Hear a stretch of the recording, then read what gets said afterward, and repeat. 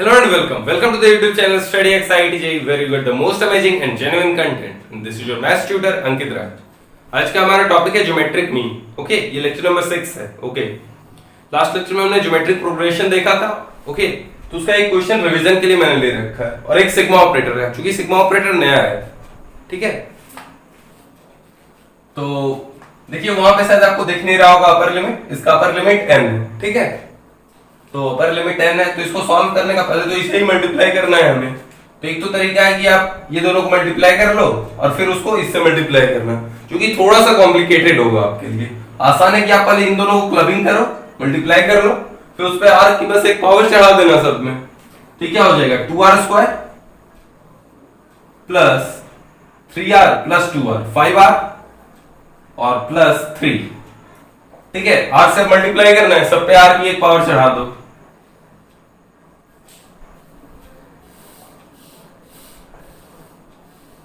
ठीक है,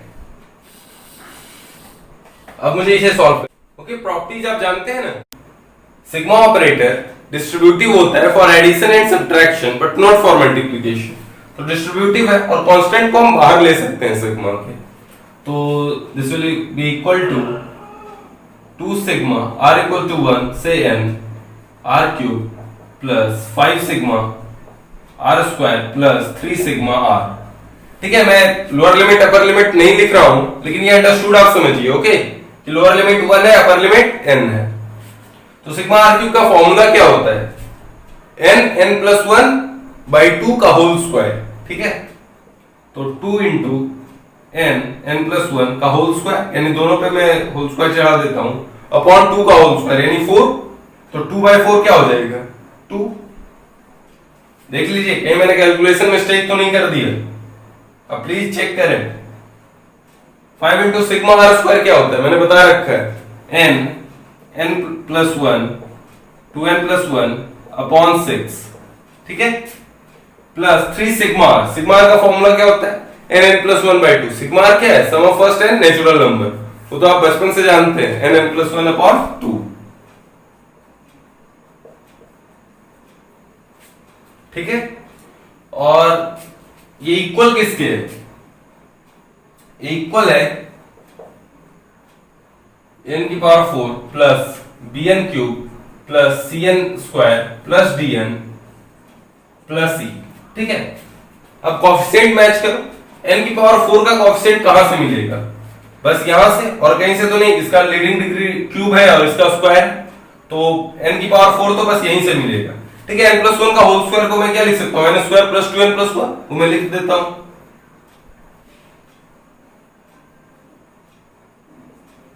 तो n की पावर 4 का कोएफिशिएंट क्या है? हाफ। ठीक है, देख लो आप फिर से, n की पावर 4 का कोएफिशिएंट तो बस हाफ आ रहा है, और कहीं से n की पावर 4 जनरेट हो रहा है क्या? नहीं, तो a इक्वल्स टू हाफ, ये आ गया। अब e टारगेट करो। देखिए कांस्टेंट है, क्या इसमें कहीं भी कोई कांस्टेंट टर्म है क्या? कोई भी टर्म है जो इंडिपेंडेंट ऑफ n आ रहा है? यहां पे देखिए 3n स्क्वायर प्लस 3n/2, कोई कांस्टेंट नहीं।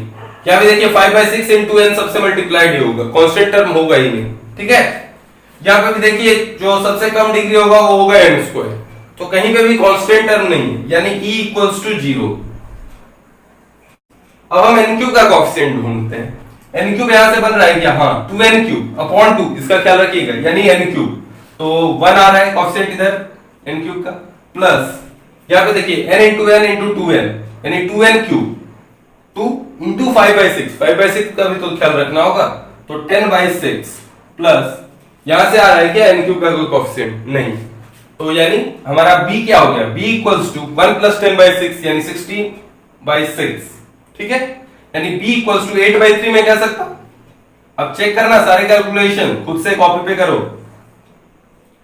अब n स्क्वायर का कोएफिशिएंट, n स्क्वायर का कोएफिशिएंट यहां से आ रहा है हाफ। ठीक है, n स्क्वायर बाई 2 हाफ। यहां से एक बार, यहां थोड़ा मुश्किल है। ठीक है, अब थोड़ा अच्छे से देखिएगा, मैं क्या करता हूं ना, इससे n का कोएफिशिएंट चाहिए, क्योंकि इससे n का कोएफिशिएंट आएगा तो वो n से मल्टीप्लाई होकर n स्क्वायर बन जाएगा। तो इसमें n का कोएफिशिएंट क्या है? 2n square plus 2n plus n, 2n square plus 3n है, ठीक है। तो 3n यानी यहां से कॉन्स्टेंट आ रहा है n का 3, तो मल्टीप्लाई होकर n से क्या हो जाएगा 3n स्क्वायर, तो 3 इंटू 5/6 यानी 5/2 प्लस यहां से क्या कॉन्स्टेंट आ रहा है n स्क्वायर का, यही leading constant n square by 2 into 3, ठीक है। क्या हो रहा है यहां से 3n स्क्वायर बाई 2 यानी 3/2, तो ये कुल मिला के क्या आ गया 9/2, चेक कर लो। तो हमारा C भी आ गया क्या 9/2।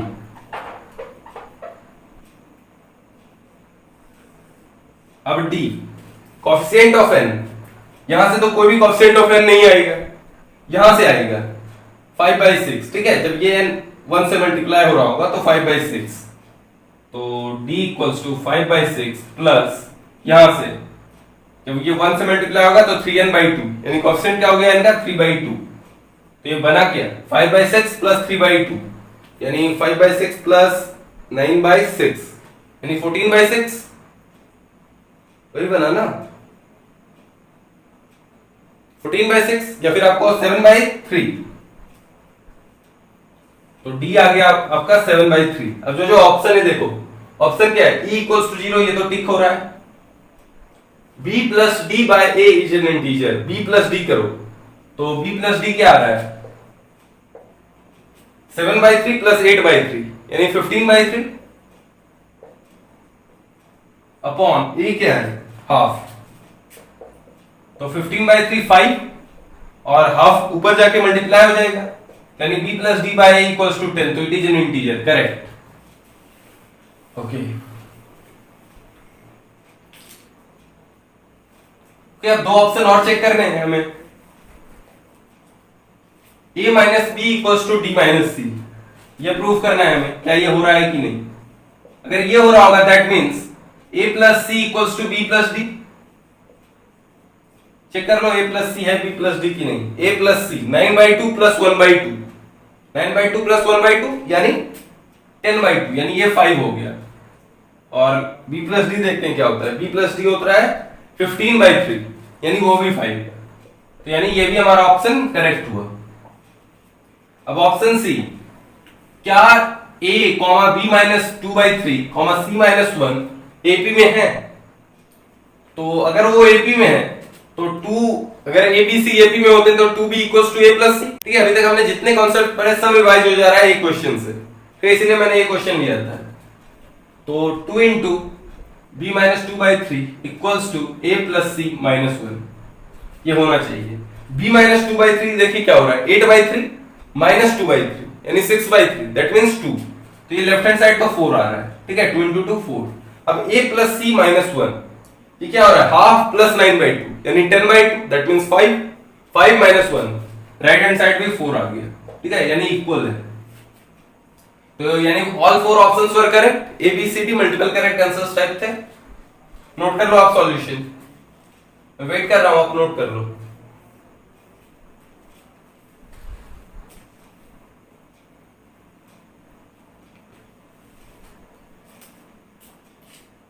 ओके अब रब कर देते हैं, ये सम टू इनफाइनाइट टर्म्स है क्योंकि देखिए मॉड दिया हुआ है लेस देन 1, तो मैं फॉर्मूला लगा सकता हूं।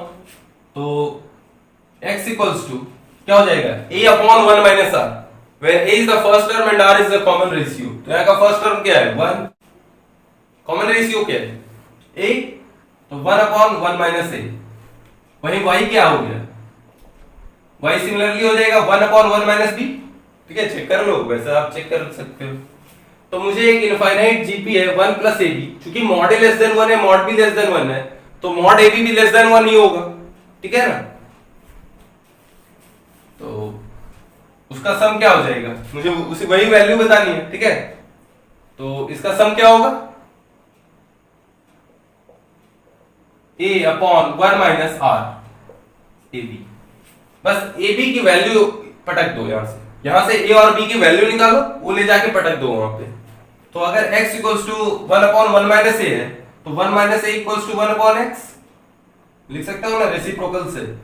तो a की वैल्यू क्या होगी, a को राइट हैंड साइड ले जाओ, तो a equals to 1 minus 1 upon x, similarly वैसे बी भी मुझे दिख रहा है कि 1 माइनस 1 अपॉन वाई होगा, लेकिन आप कर सकते हो, फिर से करो।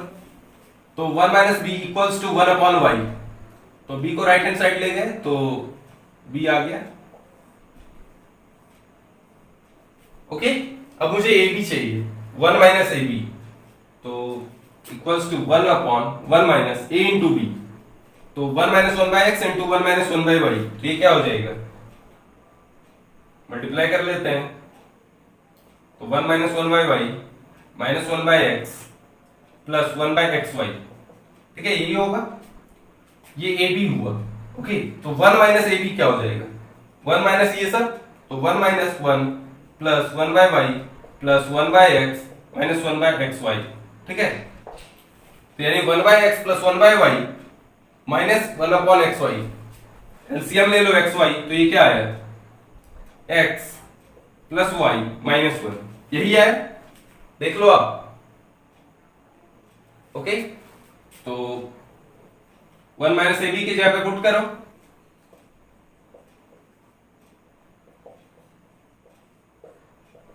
तो ये रेसिप्रोकल ले लो, ठीक है। तो ये sum in terms of x and y क्या आ गया, एक्स प्लस वाई माइनस 1, ठीक है। अगर ये मल्टीपल करेक्ट ऑप्शन होता ना, तो आपको ये भी दे रहा होता और एक कहीं ये भी दे रहा होता, तो अगर आप बस ये ऑप्शन टिक करके निकल गए होते तो आपको क्या पार्शियल मार्क मिलता 1, लेकिन जरा सा बस 1 मिनट तो और हार्डवर्क आपने कर लिया होता तो +3 और, ठीक है, ऐड होके +4 होता। अच्छा ही क्वेश्चन है, ठीक है, नोट कर लो आप। ओके, हेडिंग डाल लो ज्योमेट्रिक मीन।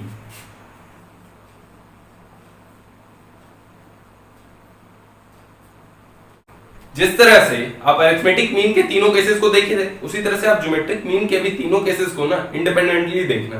ओके, क्योंकि अगर आप ना तीनों को एक ही ढांचे से देखोगे तो फिर आप कंफ्यूज होगे। तो पहला केस है कि ए और सी के बीच का ज्योमेट्रिक मीन, ए और सी का ज्योमेट्रिक मीन जो है ना वो बी है, ठीक है। ऐसा दिया हुआ है कि b is the geometric mean of a सी।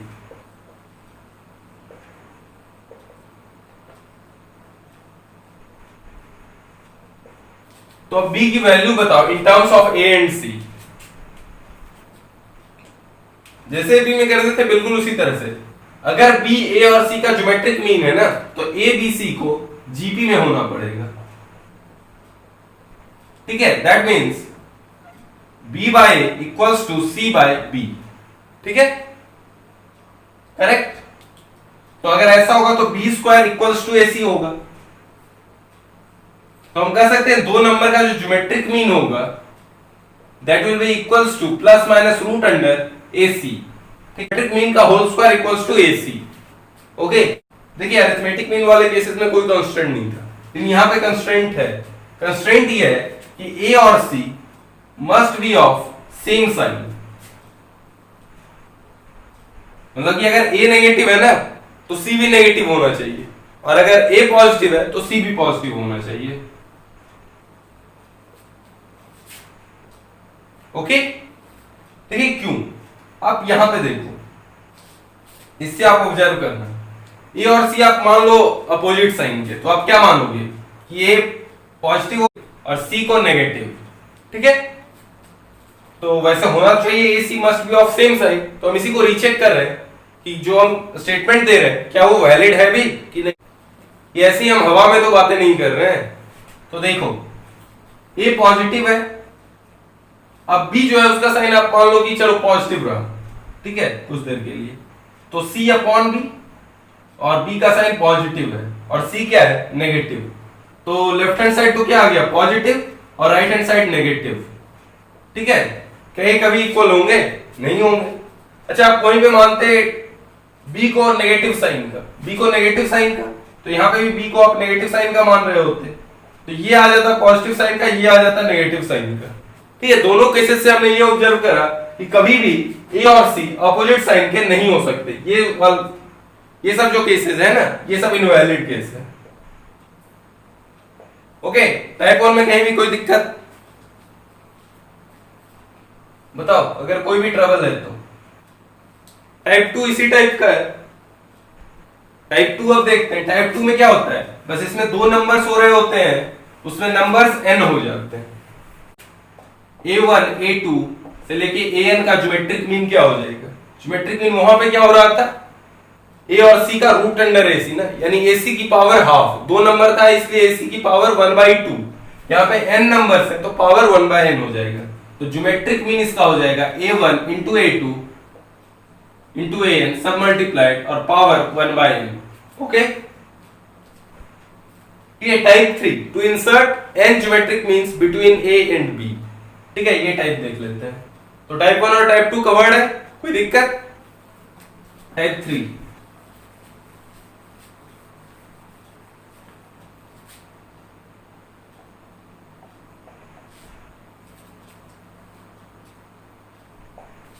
ए और बी के बीच में आपको n ज्योमेट्रिक मीन इंसर्ट करने हैं। तो G1 G2 से लेके Gn तक में इंसर्ट कर। अगर ये इसके ज्योमेट्रिक मीन्स है ना तो सारों को, ठीक है, ये सारे टर्म्स ना जीपी में होने चाहिए। ओके, ये पी टाइप फील दे रहा है। ठीक, तो अगर ये जीपी में है तो नंबर ऑफ टर्म्स कितने हैं?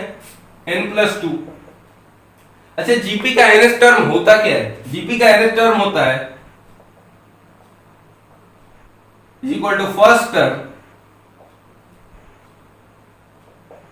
इनटू कॉमन रेशियो पे पावर नंबर ऑफ टर्म्स -1। ठीक है, यही होता है ना, Tn equals to a into are की पावर n-1। तो यहां पे लास्ट टर्म क्या है? b। फर्स्ट टर्म क्या है? a। तो अप्लाई करो, तो b equals to a into common ratio क्या है यहाँ पे? वही हमें निकालना है, कॉमन रेशियो ही तो बेसिकली निकालना है इसका। तो कॉमन रेशियो r मान लेते हैं अभी। तो r into number of terms कितना है? n+2 -1 यानी n+1। तो b equals to a into are की पावर n+1। तो अब कॉमन रेशियो क्या होगा? b by a equals to r की power n+1। That means r क्या हो गया? r equals to b by a का पावर 1/n+1। ठीक है, नोट कर लो। अब तो ठीक है, अब आप सारे ज्योमेट्रिक मीन G1 G2 निकाल लोगे। G1 क्या हो गया? a into are. G2 क्या हो गया? AR square. G1 AR हो गया, G2 हो गया AR स्क्वायर, G3 हो गया AR क्यूब, Gn क्या हो गया? a इंटू आर की पावर n। और मुझे r पता है, फर्स्ट टर्म में तो पता ही है, तो आप लिख लेना, क्योंकि सारे ज्योमेट्रिक मीन निकाल पाओगे आप। अब देखो a और b का सिंगल ज्योमेट्रिक मीन क्या हो रहा था? ओके, इसका ज्योमेट्रिक मीन क्या हो रहा होगा? Geometric mean equals to ±√ab, यहां पे ज्योमेट्रिक मीन का whole square equals to ab। अब इन सारे ज्योमेट्रिक मीन का होल स्क्वायर करो। G1 क्या है? AR, G2 है AR स्क्वायर, Gn-1 क्या है? और Gn क्या है? a इंटू आर की पावर n। ठीक है, गॉट इट? अब आप G1 इंटू Gn करो, तो G1 into Gn AR into ये क्या आ रहा है? a स्क्वायर इंटू आर की पावर n+1। अब गौर कीजिएगा, b क्या हो रहा था? a इंटू आर की पावर n+1 और a तो यही है, तो ये इक्वल्स टू ab हो रहा है ना। ओके, तो G1 into Gn equals to ab। फिर आप G2 इंटू ये क्या हो जाएगा? AR स्क्वायर इंटू, ठीक है, ये भी आप कैलकुलेट करो तो ये भी यही हो जाएगा, a square into power n+1 यानी ab। तो अब जितने भी टोटल नंबर ऑफ पेयर्स कितने बन रहे होंगे ऐसे? इक्विडिस्टेंट टर्म्स वाले पेयर कितने बन रहे होंगे? टोटल n/2, क्योंकि n GM है। अगर n ज्योमेट्रिक मीन है तो total number of pairs n/2 होंगे ना। ठीक है, चलो, अगर पेयर्स n/2 है तो टोटल प्रोडक्ट क्या हो रहा होगा? n/2। टोटल प्रोडक्ट क्या हो रहा होगा? ab की पावर n/2। ठीक है, प्रोडक्ट क्या हो रहा होगा? ab की पावर n/2। तो G1 into G2 equals to ab की पावर n/2। यानी अगर इसका हम स्क्वायर कर दें तो ये क्या हो जाएगा? ab की पावर n। तो आप देखिएगा इसका g स्क्वायर क्या आ रहा था? ab।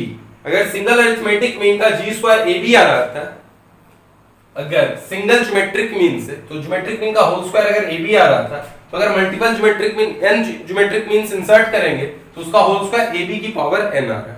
ठीक है, नोट कर लो।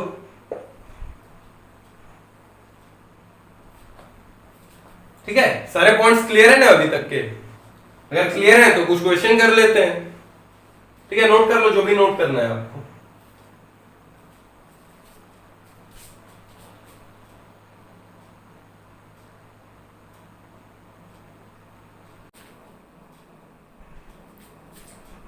ओके, ये 3 क्वेश्चन है आपके पास। एक तो आईटीजे 1997 का, हर दिन आपको कुछ ना कुछ आईटी का क्वेश्चन कराता ही हूं, कल तो काफी सारे करा दिए थे आईटी के question. Calculate the value of n so that this may be the GM between a and b। तो ज्योमेट्रिक मीन क्या होता है? Plus minus root under A B. ठीक है, आप केवल plus root under A B मान के सॉल्व करो। ठीक है, आप कर रहे हैं ना माइनस रूट ए बी मान के भी वही सॉल्यूशन आएगा। ठीक है, करते हैं हम। तो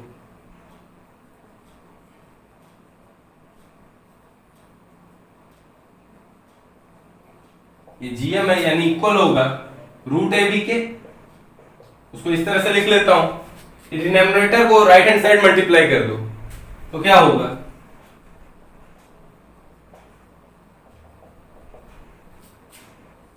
n प्लस हाफ हो जाएगा। जब ये मल्टीप्लाई होगा तो a की power n plus half into b की पावर हाफ प्लस इस बार b की पावर n प्लस हाफ होगा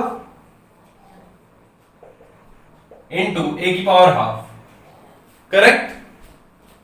अब आप सारी टर्म्स को लेफ्ट हैंड साइड लाओ और a की power n plus half common लो और इसमें b की पावर n प्लस हाफ। तो a की power n plus half common लेते हैं तो यहां से क्या आ गया? a की पावर हाफ माइनस b की पावर हाफ। इसमें आप क्या करो ना कि माइनस, वो इधर आके माइनस होगा तो माइनस ही कॉमन लो, minus b into n plus half. तो इससे क्या आ जाएगा? माइनस b की पावर हाफ। ओके, और वो आके इधर क्या हो जाएगा? माइनस होगा तो माइनस माइनस प्लस, तो प्लस a की पावर हाफ इक्वल्स टू 0। ठीक है, ये मैंने क्यों करने बोला था? ताकि एक स्टेप हमारा रिड्यूस होगा। डायरेक्ट अब रूट ए माइनस रूट बी ये भी हुआ और ये भी रूट ए माइनस रूट बी। क्योंकि इनके बीच का जीपी निकालना है तो वो दोनों डिस्टिंक्ट नंबर होंगे, तो रूट ए माइनस रूट बी तो 0 नहीं होगा, यानी 0 क्या हो रहा होगा?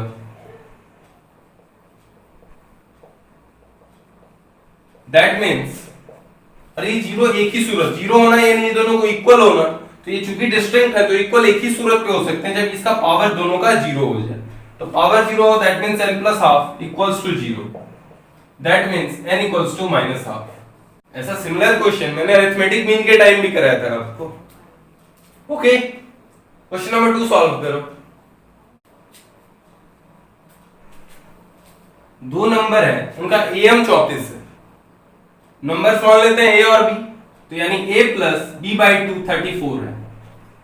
That means a plus b 68 हो रहा होगा और ज्योमेट्रिक मीन 16 है, यानी ज्योमेट्रिक मीन का होल स्क्वायर 256 है। ज्योमेट्रिक मीन का होल स्क्वायर क्या होता है? ab। तो ab इक्वल्स टू 256। अब एक आइडेंटिटी आप यूज करेंगे, a माइनस b का whole square equals to a plus b का होल स्क्वायर माइनस 4ab। यही होता है ना, क्योंकि a square plus b square minus 2ab और ये प्लस 2ab होता है, तो 2ab माइनस 4ab मिलके क्या हो जाएगा? Minus 2ab। तो equals to a plus b का होल स्क्वायर यानी 68 का होल स्क्वायर माइनस 4 इंटू 256, ये भी 256 है। अब आप 68 का होल स्क्वायर करोगे क्या? नहीं, ये आपको क्लियरली दिखना चाहिए 16 का होल स्क्वायर, ये 2 का होल स्क्वायर, यानी ये 32 का होल स्क्वायर है। और हम जानते हैं a square minus B square क्या होता है? a minus B into A plus B. Okay, तो ये इक्वल टू हो जाएगा 68 प्लस 32 100 इंटू 68 माइनस 32 36, यानी 36 100 which is again a perfect square. Perfect square किसका है? ये 60 का। That means a minus B क्या आया हमारे पास? Plus minus 60। ओके, तो जब a minus B plus minus 60 आए तो एक बार प्लस 60 के लिए सॉल्व करते हैं, एक बार माइनस 60 के लिए सॉल्व करेंगे। अंतर क्या आएगा ना, जब आप प्लस 60 के लिए सॉल्व करोगे तो a मान कुछ आया और b कुछ आया, तो जब -60 के लिए सॉल्व करोगे तो रिवर्स हो जाएगा, जो पहले a बन रहा था वो अब b बनेगा। ठीक है, दिखा देता हूं आपको। a - b + 60 पहले सॉल्व करते हैं, और a + b क्या है 68, तो ऐड करो तो 2a = 128, यानी a = 128/2 यानी 64, और a + b 68 है तो b क्या आ गया 4। ओके, अब अगर a - b को तुम क्या मानो -60 और a + b 68, ऐड करो 2a = क्या है 8, दैट मींस a = 4, b = 64। ठीक है, देख रहे होगे बस रिवर्स हुआ है। दैट मींस हमसे पूछा गया है नंबर्स, तो नंबर्स है 4 और 64। ठीक है, थर्ड क्वेश्चन IITJEE 1997 का है, सॉल्व कर पाओगे? थोड़ा अच्छा क्वेश्चन। दो नंबर से मान लेते हैं a और b। ओके, इनका अरिथमेटिक मीन x है, यानी x = a + b/2। ओके, और yz जो है इसके ज्योमेट्रिक मीन है। ठीक है, तो दैट मींस ये जीपी में हो रहे होंगे। अच्छा, हम जानते हैं इक्विडिस्टेंट टर्म्स का जो प्रोडक्ट होता है वो = a × b होता है, दैट मींस yz = ab। ठीक है, तो xyz क्या हो गया ab × a + b/2।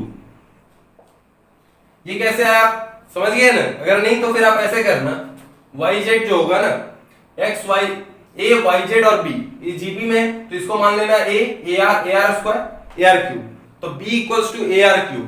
ठीक है, तो क्या आएगा b = ar³, तो इससे कॉमन रेशियो आ गया b/a। ठीक है, अब ये क्या हो रहा होगा y हो रहा होगा y ar हो रहा होगा, और z ar² हो रहा होगा, तो yz क्या हो जाएगा a² × r³। अब r³ क्या है b/a, तो वो रखो, तो ये भी आया ना, वही तो हमने पुट करा है। अब y और z की इंडिविजुअल वैल्यू भी चाहिए, क्योंकि मुझे y³ + z³ चाहिए, तो y³ क्या हो रहा है a³ r³ और z³ हो रहा है a³ r⁶, तो r³ है b/a, तो a³ × b/a यानी a²b, और r⁶ क्या हो जाएगा b²/a², तो a³ × b²/a², तो ये ab² है। ओके, तो y³ + z³ क्या आ गया ab whole a + b। Put करो y³ + z³ क्या रखो ab × a + b, और xyz तो आ गया है ab × a + b/2, यानी y³ + z³ जो है 2 टाइम्स xyz है। ठीक है, दिख रहा है ना, यानी वो जो वैल्यू है उसकी न्यूमेरिकल वैल्यू क्या आएगी 2। ये है हमारा आंसर। ठीक है, समझ पा रहे हो ना? मैंने बिल्कुल एक भी जगह कोई भी स्टेप मैंने हटाया नहीं है, कोई भी स्टेप मैंने उड़ाया नहीं है, नोट कर लो आप। ठीक है, तो यहीं पे आज का लेक्चर समाप्त होता है। अगले लेक्चर में हम देखेंगे harmonic progression. Okay, bye bye, keep supporting us, keep loving अस।